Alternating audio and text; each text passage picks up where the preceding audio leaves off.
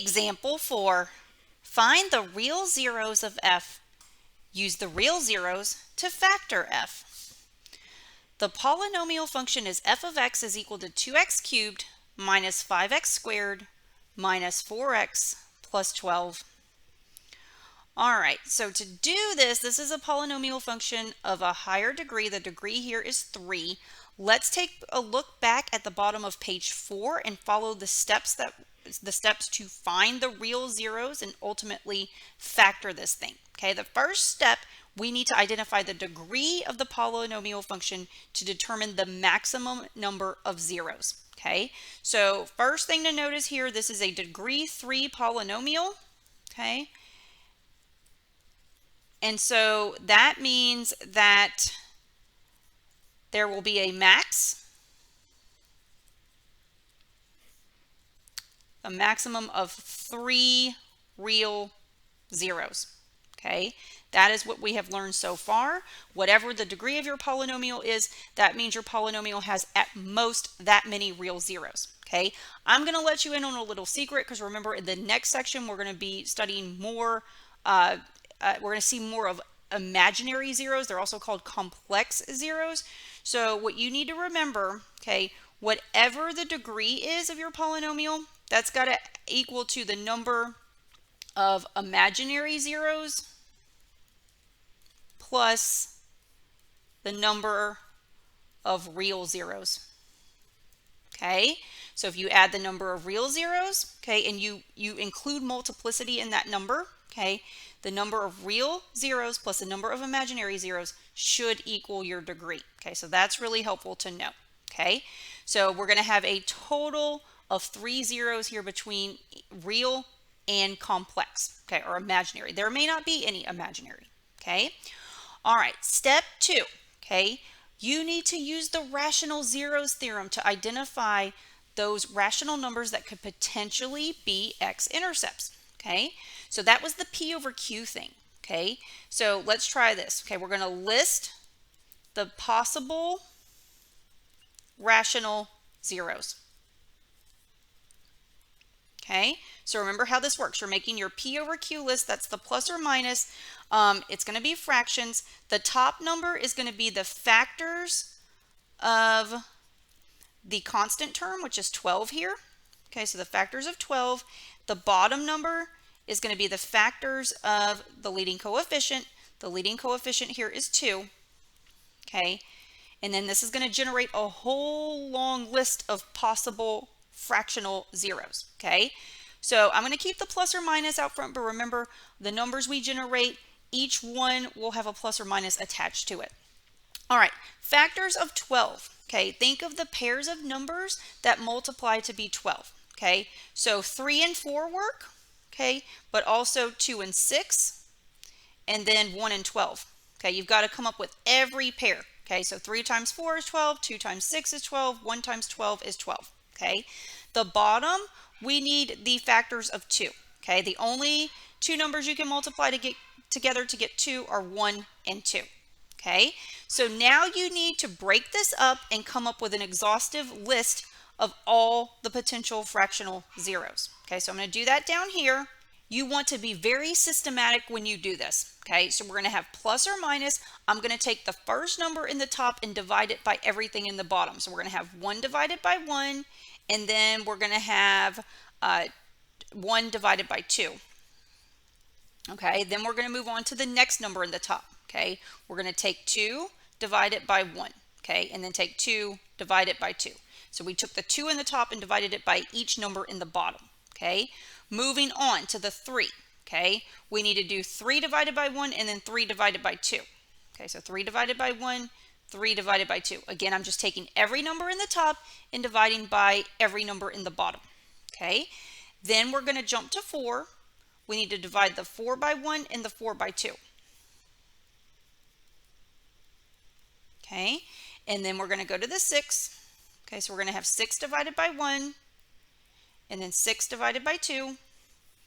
And then lastly, we'll have the 12 divided by 1 and the 12 divided by 2.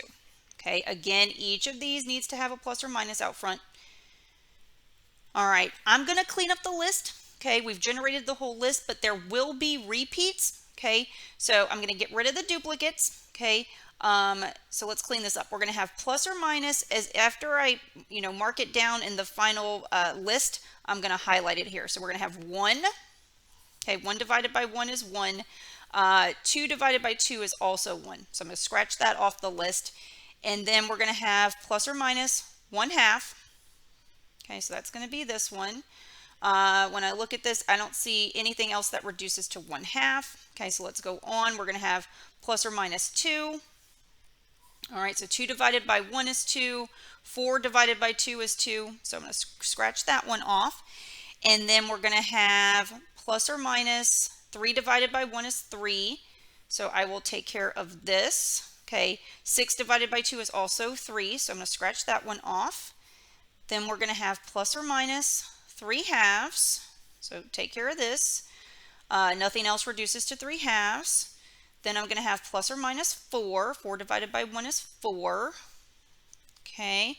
And then we're going to have plus or minus 6. Okay. So 6 divided by 1. 12 divided by 2 is also 6. Okay. And then lastly, we'll have plus or minus 12 divided by 1 is 12. Okay. So the list has been cleaned up. Okay. Here are the potential rational zeros. Okay, you can count them up. There's a ton of these. 2, 4, 6, 8, 10, 12, 14, 16 possible rational zeros. But again, we've got degree 3.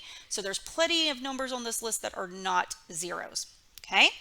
All right. So now we finally get to see, what do we use this list for? Okay. Well, going back to page 4, look at step 3. Okay. We're going to graph the polynomial function using a graphing utility, graphing calculator, to find the best choice of potential rational zeros to test. Okay, what in the world does that mean? Well, if you've noticed, I have given you a graph. I've gone ahead and graphed the function for you. When you're dealing with these polynomial functions of higher degree, the y values can get really, really big. And so you might struggle with getting the correct window to find a good picture of the function. So if I give you something like this on a quiz or an exam, I will provide a picture of the graph so that everybody is on a level playing field. You have the same picture to look at and do the work from. Okay, we need to look at this picture. Okay, we're trying to find the zeros / factor this polynomial. Okay, if you just glance at this picture, you can see zeros. Okay, x-intercepts. Okay, I see one here. It looks like it's at 2. And then I see one here that's somewhere between -2 and -1. What we're going to try to do is match this to a number on our list. Okay. It looks like there's definitely an x-intercept or a 0 at x equals +2. That's on our list. Okay. So this one looks like it's x equals +2. This one, the one that's between -2 and -1, that could be -3/2. Okay. It looks like you're using the graph to kind of guess at what the x-intercepts are. Okay, so I have a lot of confidence that 2 is a 0. It's an x-intercept because it seems to be following right on the grid here. So I'm going to start with that one. Okay, so let me go ahead and write down that we did step 3. Step 3 is looking at the graph. Okay, and it looks like x equals 2 is a 0. Okay. So in step 4, okay, we're going to start the synthetic division process. Okay. So we're going to start the synthetic division process. Okay. It may take more than one iteration. It just depends on the function. Okay. So again, we're trying to confirm what the zeros are. Okay.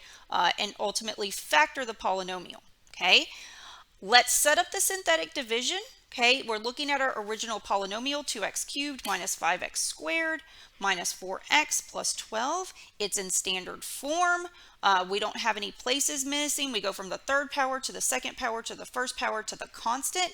We need to write down our numbers: 2, -5, -4, and 12. Okay, so let's set this up. So we've got two. We're putting the synthetic division here.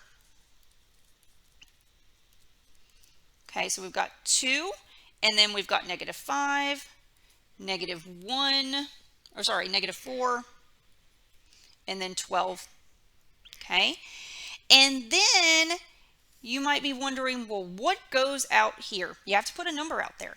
And when we did this in earlier examples, we had to put the c value because they gave us the x minus c. Okay, we don't have that here. Okay, we're going to put 2 here because that's what we think is a 0.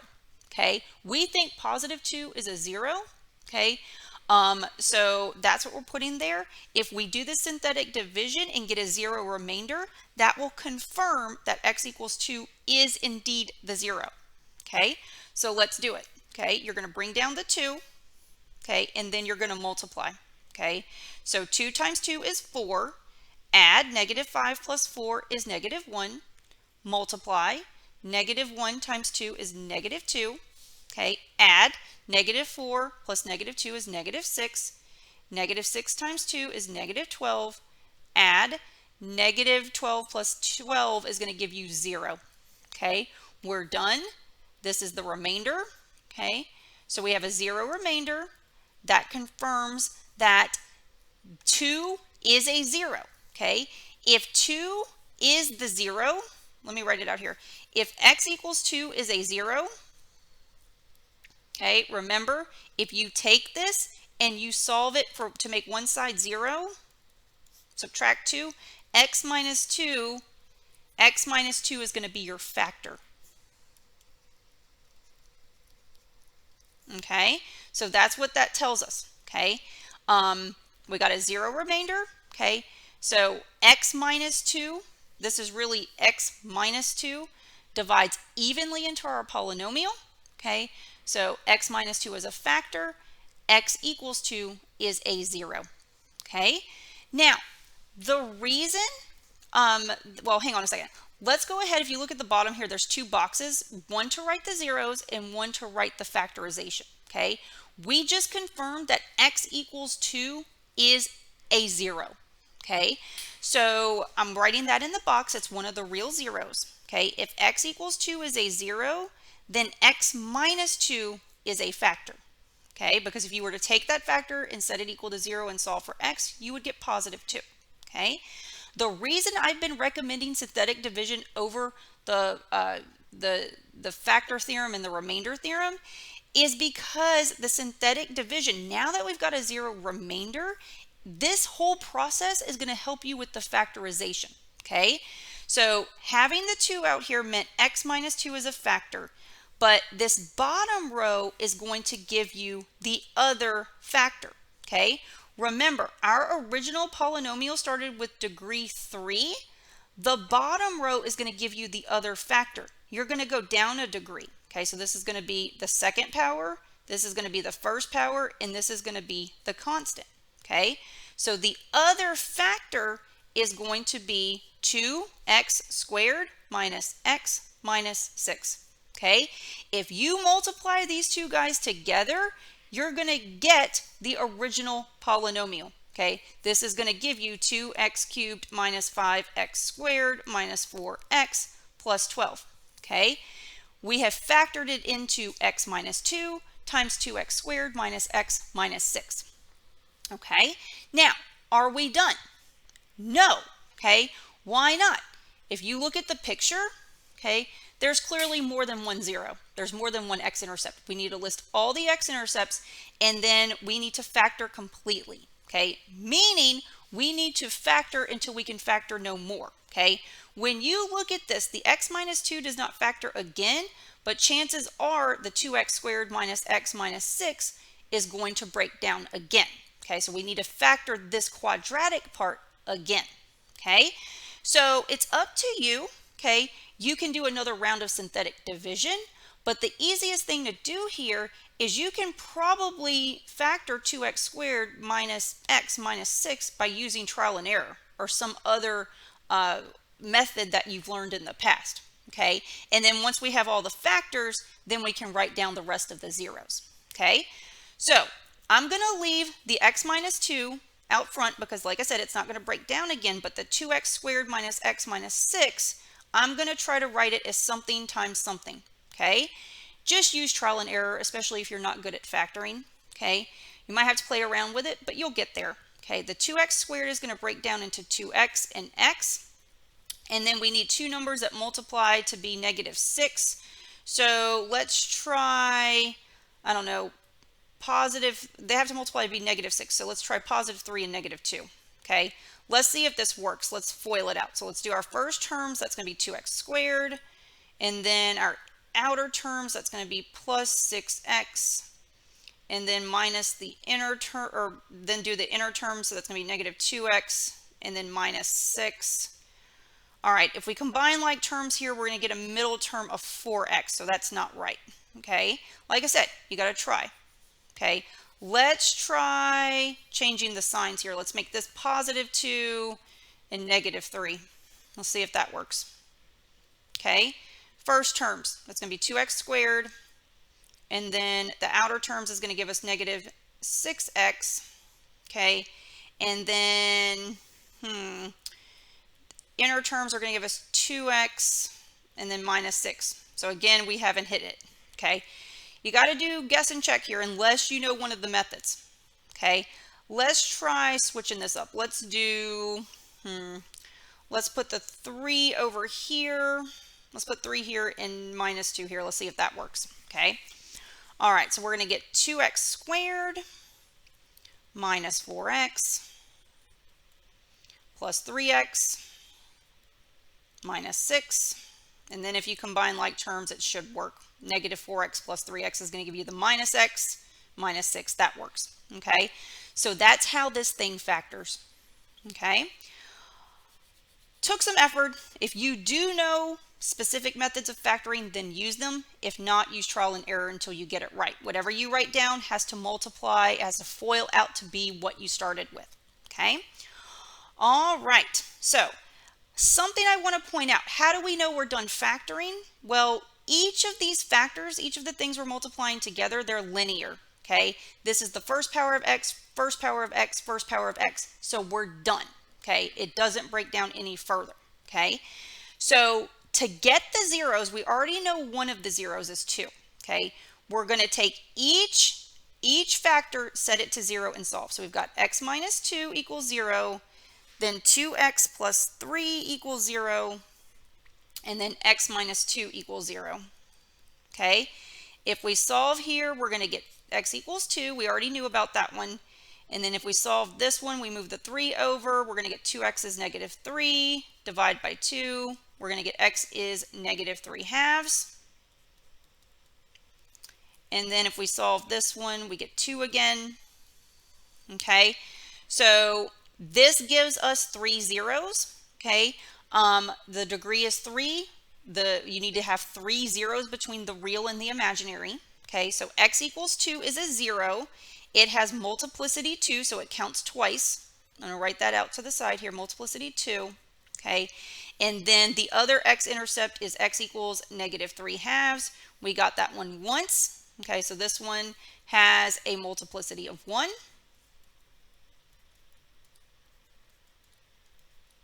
Okay, this matches our graph. Okay, if you go up to the graph, you see an x-intercept at 2. It is bouncing or touching, so it has an even multiplicity.